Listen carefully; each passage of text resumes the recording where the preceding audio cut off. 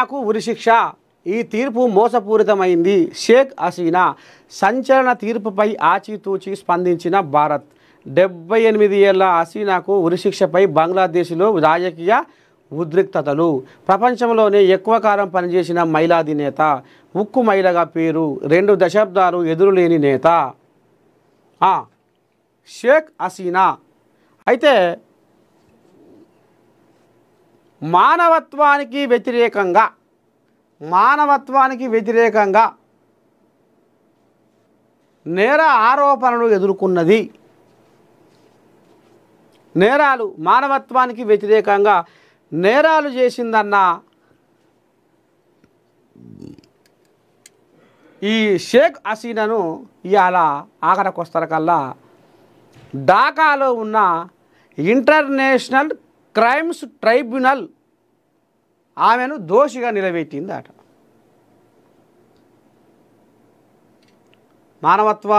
మానవత్వానికి వ్యతిరేకంగా ఈమె ఎంతోమందిని పొట్టన పెట్టుకుంది. ఈమెకు వ్యతిరేకంగా నిరసన చేస్తుంటే ఏకంగా 100 మందిని ఏసిపడేయని కాడికి తీసుకొచ్చిందట. వాళ్ళని హతమార్సురి అని అన్నదాట, వాళ్ళని జైళ్ళలో పెట్టురు అన్నదాట, వాళ్ళని పీల్చి పిప్పి చేయరు అని అన్నదాట. అంటే నడుస్తున్న వార్త అది. అందుకే ఆమెకు బంగ్లాదేశ్ రాజధాని ఢాకా ఇంటర్నేషనల్ క్రైమ్స్ ట్రైబ్యునల్ ఆమెను దోషిగా నిలబెట్టి మరణశిక్ష, ఉరిశిక్షను ఖరారు చేసిందట. ఇక చూడాలి మరి ఈ పంచాది రాజకీయ కుట్రనా, అసలు ఏంది ఏం కథ, అక్కడ సభ్య సమాజం ఏమంటుందో రేపు చూద్దాం మనం. మీరు నిర్ణయం తీసుకుంటారా, మేము నిర్ణయం తీసుకోవాలా? స్పీకర్కు, తెలంగాణ శాసనసభ స్పీకర్కు సుప్రీంకోర్టు గట్టి వార్నింగే ఇచ్చింది. ఏంది ఈ ఫిరాయింపు ఎమ్మెల్యేల సంగతి ఏంది? ఎందుకు నానబెడుతున్నావు? కొసకు ఏం చేద్దామనుకుంటున్నావు? అసలు నువ్వు కొత్త సంవత్సరము ఎక్కడ జరుపుకుంటావో మాకు మాతలావు చెప్పు.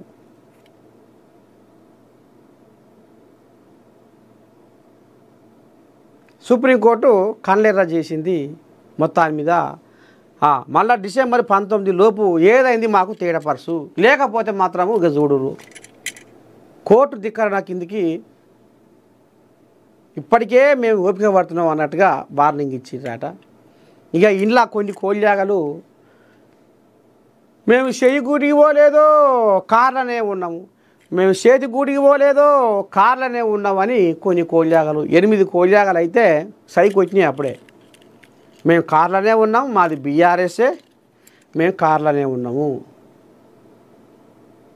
చెయ్యితో మేము రాసుకొని పూసుకొని తిరుగుతలేము, కాకపోతే కలవచ్చు నియోజకవర్గం అభివృద్ధి చేయాలని కలలు అంటున్నాము, జనాలను కంటికి రెప్పలా కాపాడుకోవాలంటే